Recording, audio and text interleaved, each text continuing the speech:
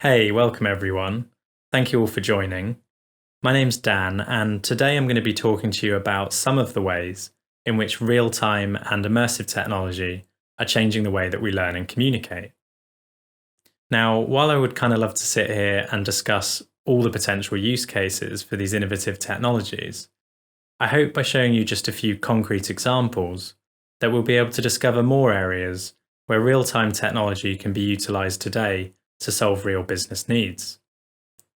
And while I'll be focusing on the industries of automotive and healthcare to do this, this talk should be valuable for people from any industry, as we all need to communicate effectively.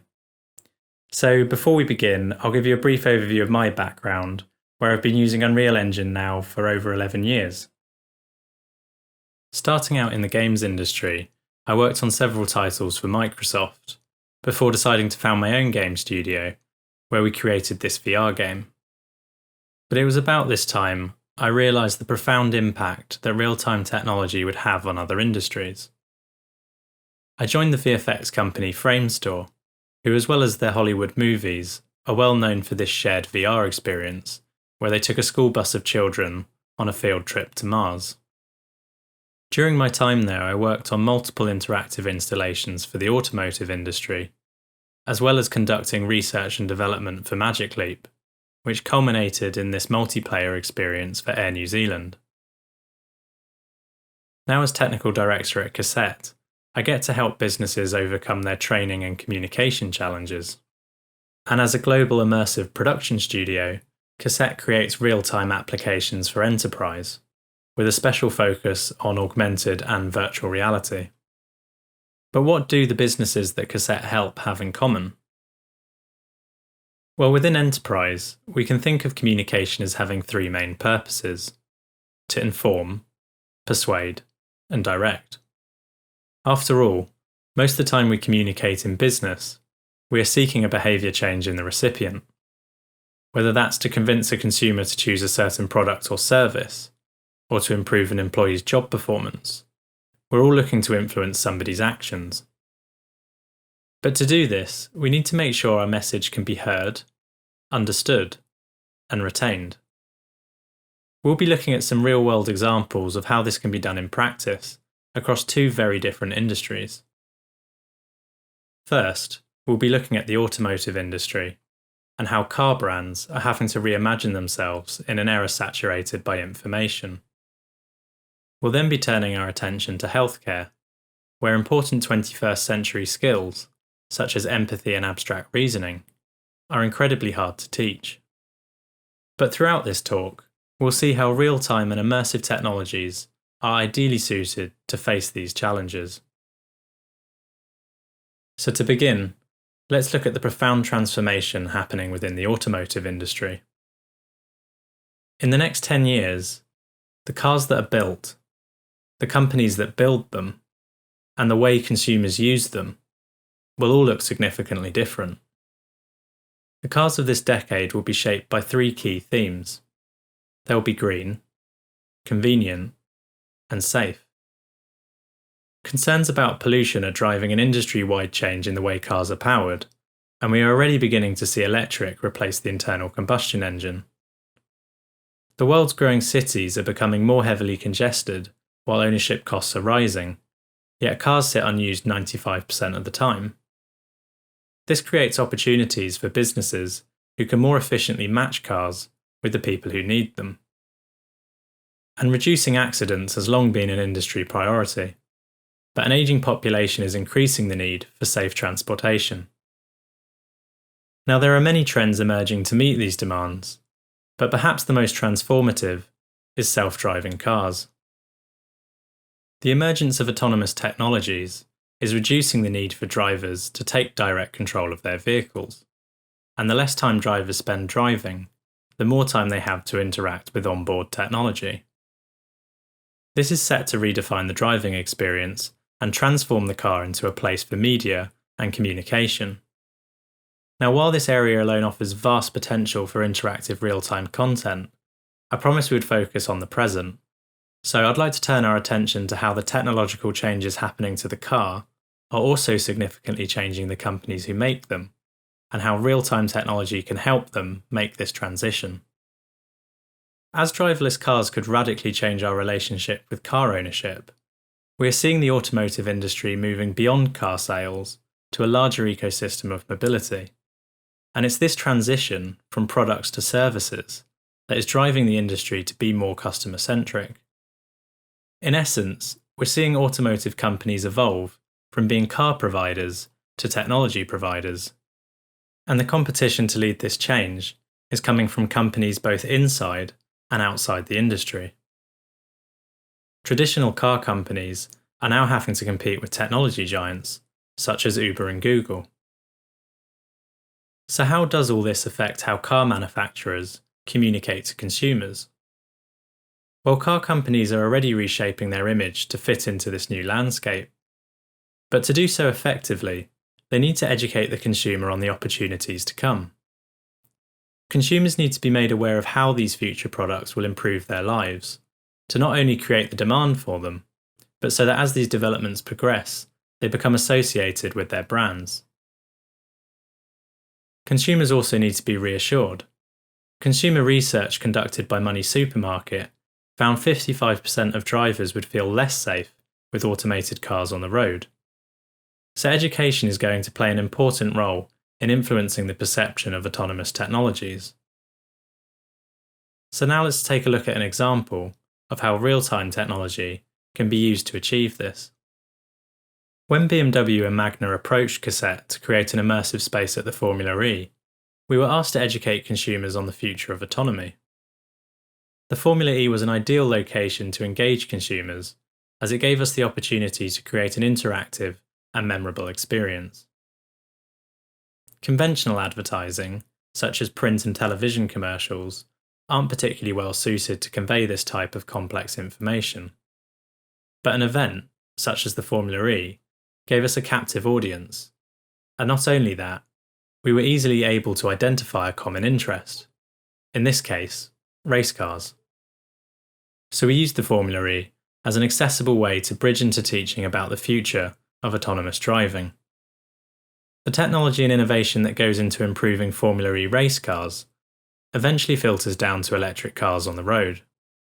In earlier seasons of Formula E, drivers had to swap cars midway through the race due to battery limitations, which led to some pretty bizarre scenes like this.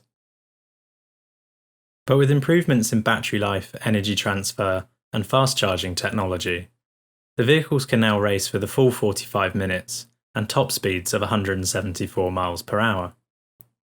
So we wanted to show consumers how these advancements will impact on the cars they use and own in the future. But first, we knew we had to attract them to the stand. People go to the Formula E to be entertained, so we wanted to do just that. We created a multiplayer racing game, which as you can see here we displayed on these 9 55-inch screens. We also custom built these stands that had retro controllers built in with LED lighting, and we put a subwoofer inside each one for good measure to provide force feedback when people played the game. And as exciting as this all was, under the hood we'd actually already begun teaching people about the technology. Specifically how Formula E race drivers have to tactically brake to regenerate their car's battery, and if they get it wrong, their car will run out of energy before making it around the track. So this was our core message: braking generates electricity. Now we know that in order to communicate effectively, it's important to remove unnecessary information that could get in the way and cause distraction. When you study something through this lens, it's actually often quite surprising what can be removed while keeping your message intact. In this instance, we realised steering was a distraction, as it required a level of concentration that detracted the player's focus from managing their battery level. That did make us think though. What racing games did we know of that don't have steering? Well, fortunately, we did actually remember one from our childhood: Scale X-Trick. We were able to gently lean into this nostalgia by building the retro controllers, but the reference also provided some surprising art direction. We found online these enthusiasts that spend an awful lot of time making their tracks by building highly detailed dioramas, and that helped provide inspiration for our own track, as you see here. The game was received really well, so here it is in action in Berlin.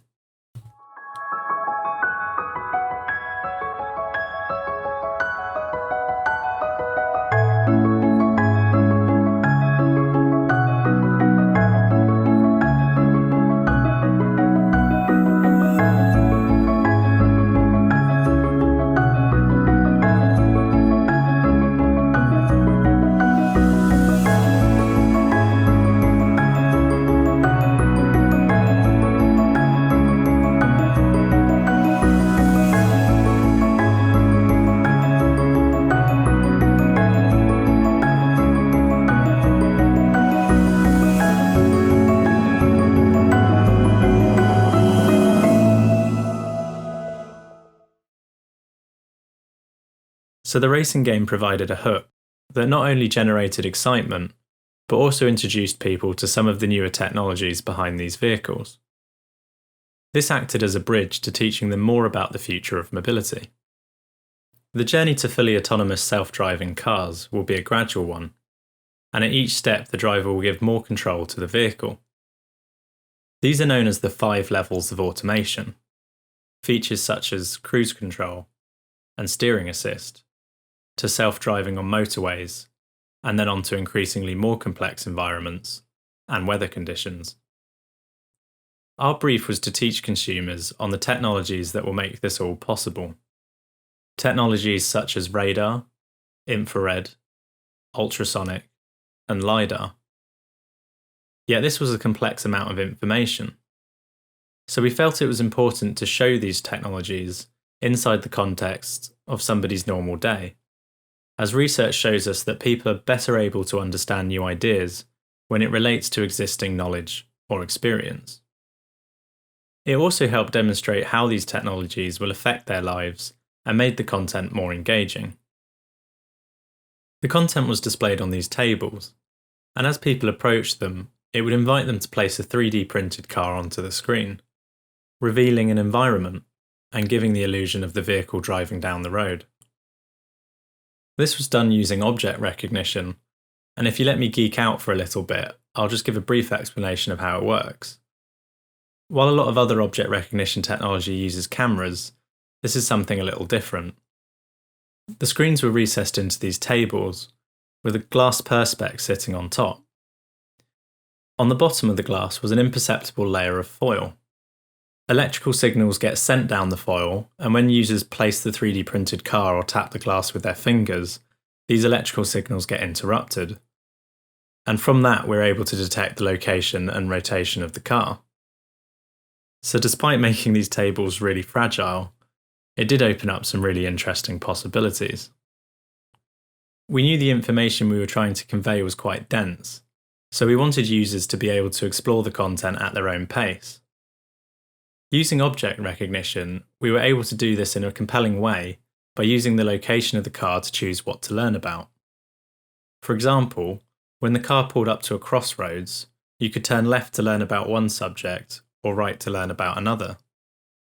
Users were also able to turn on and off sensor visualization at any point to see how the technology operates and allowing the consumer to control the flow of information. Allowing users to choose for themselves what they felt was relevant helped prevent frustration and increased engagement.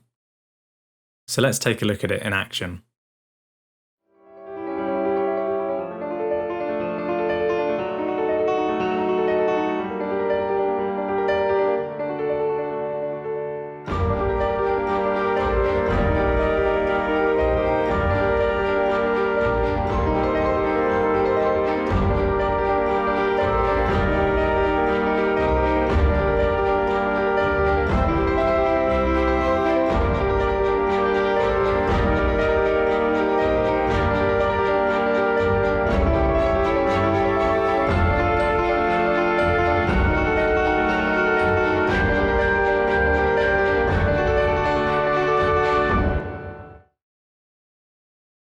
So I hope you'll agree with me that those previous examples demonstrate some of the novel ways in which real-time technology can be utilised to engage and educate consumers.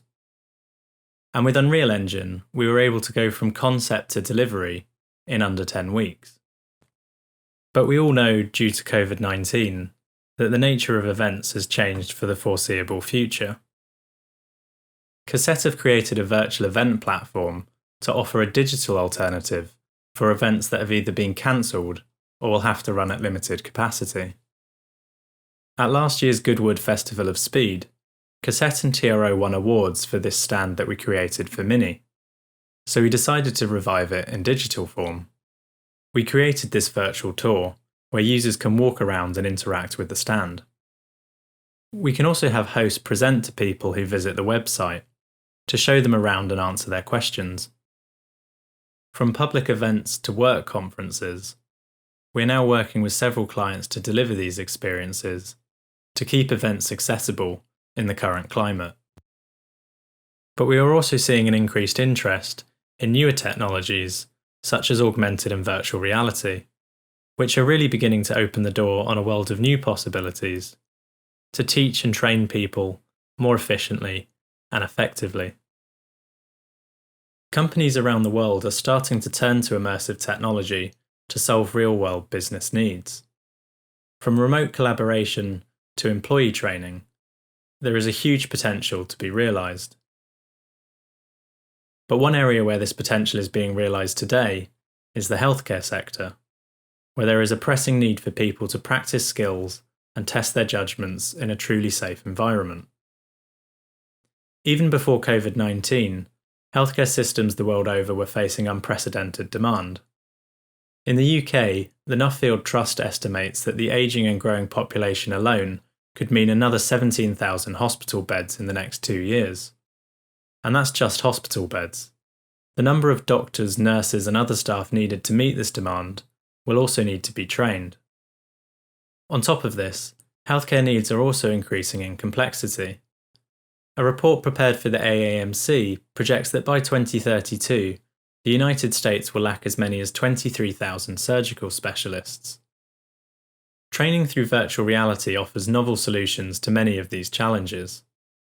Firstly, these platforms directly address the skills gap by offering on-demand training that closely mimics the real world, and that can be replicated anytime, anywhere. For example, access to MRI machines to train staff is very limited, due to the high demand of these machines in treating patients. Virtual reality can free up equipment and provide a scalable training solution.